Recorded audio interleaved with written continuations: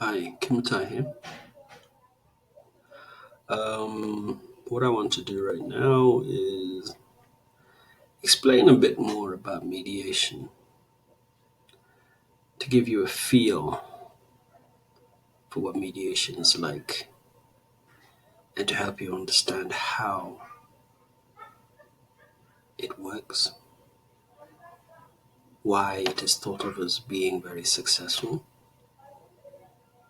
and maybe clear up some of the misconceptions people have. So, even if mediation is a guided interaction where people in a dispute seek to arrive at a negotiated settlement through confidential dialogue with the assistance of an independent third party. It is facilitated by the mediator, but at the end of the day, the parties are fully in control. I had already done a video where I worked on the definitions, so the key components of the things that make up a mediation. But as with every story or every explanation, you must miss out some things when you're focusing on what is essential. So there are a couple of other things I'd like to add on to your understanding of mediation. One of them is that it's a negotiated settlement.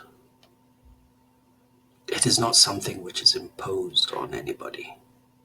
Nobody is forced to meet halfway or even to concede any points.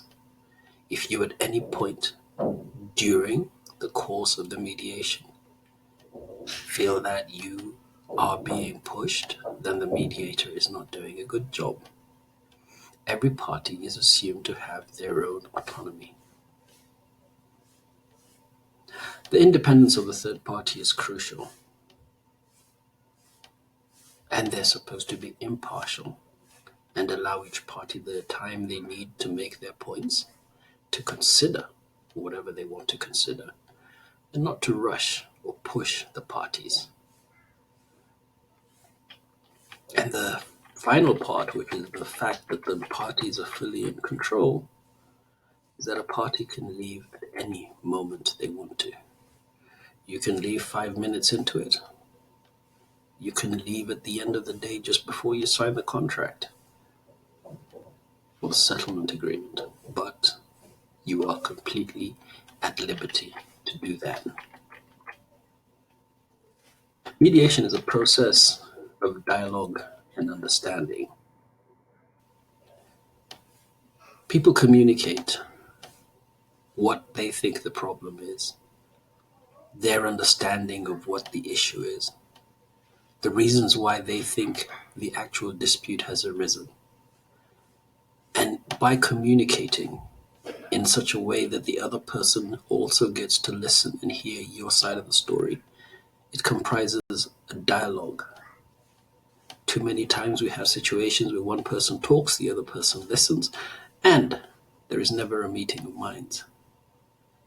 Here, the principal point is to understand what the other person did or did not do that resulted in the situation you're in.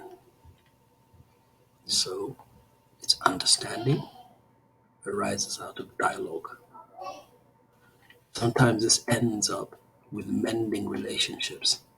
If you understand now why a person got into the predicament they are, you can understand maybe why the effect on you has not been fully intentional. That enables you both to sit down and work out a way around it. And in certain situations where it is able to be resolved, people have actually found that they can continue with their business relationship or their personal relationships, knowing that the issue is behind them. Sometimes mediation is a way of minimizing your losses. If, for example, you have lost a sum of money, you wish to recover it, and if you go to court, you know that you will end up spending a lot more money to try and chase the money which you are owed. You can find yourself in a much better position in mediation because you can find out directly from the person who is actually owing you the money what they have, whether they intend or want to make any settlement, and sometimes it's better to cut your losses. This is the only way you will find out. Once you go to litigation, you have no choice but to keep pushing until you see what you can get at the end. So, mediation allows you, in certain situations, to minimize your losses. Another benefit of mediation, or what mediation is able to do, is able to explore alternatives. There are situations where maybe somebody cannot satisfy their contract in one way, but they have another facility which is available to them, which allows them to be able to make amends, so to speak. These are not things you can do in court. And if you're not in a position where you're able to speak freely and candidly about what you can and cannot do, you will never discover this. And also, as a mediator, you are supposed to help and assist the parties to think of creative and innovative alternatives to the situation at hand. The best thing about a mediation, which everybody appreciates, is the rapidity with which you arrive at a conclusion. The conclusion might not be exactly what you want, but you are able to settle this matter in one day and walk away from it knowing that this is what I have received, or you're very happy and it's actually settled and you're done. You can move on. So many times, people hold their lives in abeyance, waiting an outcome of something where the property can be not available to them, either for the purposes of sale or for the purposes of using, or even as collateral. So, mediation enables you to get a swift resolution to your matter. And mediation is much more affordable than the other means of dispute resolution and the alternative of arbitration or litigation. The other thing that you have to tell you is that mediation is not a place where you're forced to agree. I think I've already said that, but it bears repeating because so many times people are afraid to go into the same room with an opposite party because they think they will be browbeaten or forced into making a settlement. That is not true. And if it has happened to you, you can actually go and have that overturned on the grounds of coercion. Mediation is not a way of settling 50-50. That is not part and parcel of what mediation is intended to achieve. People do not actually have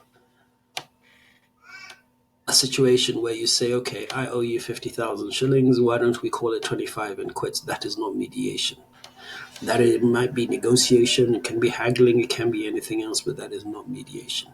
Mediation is not intended for a cheap way of settling. You're meeting halfway. So do not feel that if you come into a mediation and you feel you're entitled to 100%, that you should accept anything less, unless you actually feel it is in your interests to do so. Mediation is not where you're supposed to come in and prove that you are right. That is an issue for an arbitrator or a court. But in mediation, you prove and you say, you don't prove, you say what you think, and you actually show it and exhibit it and explain why you acted the way you did because of your information, which was within your knowledge. You don't have to prove that you're right. Mediation is not a therapy session. We're not going to go sit down there and talk about your feelings and say, oh, it's really nice, and we're going to make you feel happy and sad. Sad. No. We are intending to get together to negotiate a settlement and arrive at the end of that particular dispute.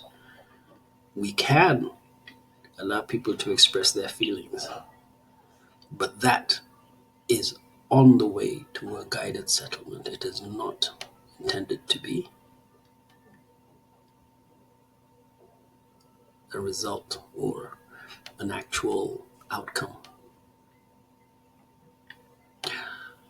The mediator is not an adjudicator. He doesn't decide whether anybody is right or wrong. The mediator is actually not supposed to even exhibit or show that they have thought that a particular party is right or wrong. They listen to the arguments. They can question the arguments and say, look, does this seem valid to you?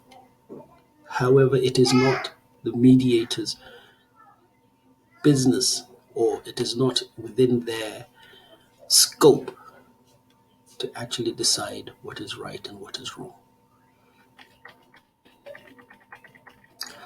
So, those are some of the things which you need to understand about mediation before you go into it.